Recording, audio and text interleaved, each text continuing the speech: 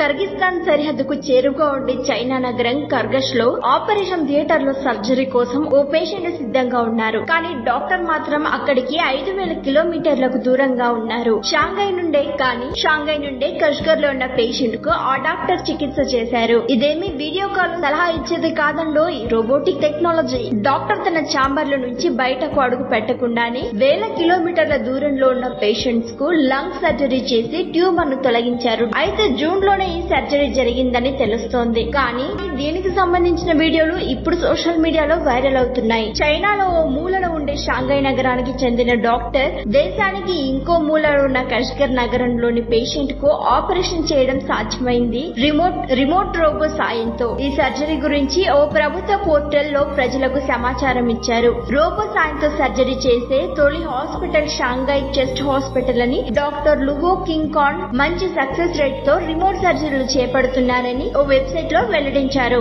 దేశీయంగా రూపొందించిన సర్జికల్ రోబోల సాయంతో ఈ రిమోట్ సర్జరీని చేసినట్లు షాంఘై మున్సిపాలిటీలోని ఇన్ఫర్మేషన్ ఆఫీస్ తెలిపింది. ఇలాంటి సర్జరీల కోసం లువో టీం పూర్తి స్థాయిలో సన్నద్దమైందని వివరించింది. ఈ తరహాలో తొలి ఇంట్రాసిటీ రిమోట్ రోబోటిక్ సర్జరీని మార్చి నెలలో ఓ జంతువుపై చేపట్టి ఈ విధానం సురక్షితమైందని నిర్ధారించుకున్న తర్వాతే ఇప్పుడు ఈ పేషెంట్ పై ప్రయోగించారు. ఇదెంతో ఉపయుక్తంగా ఉంటుందని, భవిష్యత్తులో పేషెంట్లకు సౌకర్యవంతంగా సర్జరీలు చేయొచ్చని పేర్కొంటున్నారు. ముఖ్యంగా మారుమూల ప్రాంతాల్లో ఉన్న పేషెంట్లకు సర్జరీలు చేపట్టడం తేలికవుతోందని డాక్టర్ లువో అభిప్రాయపడ్డారు.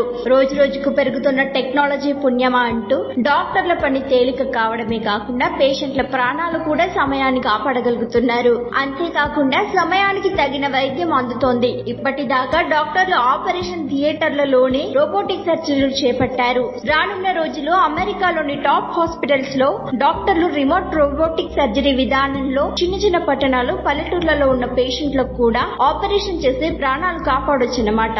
ఏఐ సాయంతో వైద్య రంగం మరింత పురోగతి సాధిస్తుందని భావిస్తున్నారు నిపుణులు. మరిన్ని ట్రెండింగ్ వీడియోల కోసం న్యూస్ 18 తెలుగు యూట్యూబ్ ఛానల్ ను సబ్స్క్రైబ్ చేసుకోండి.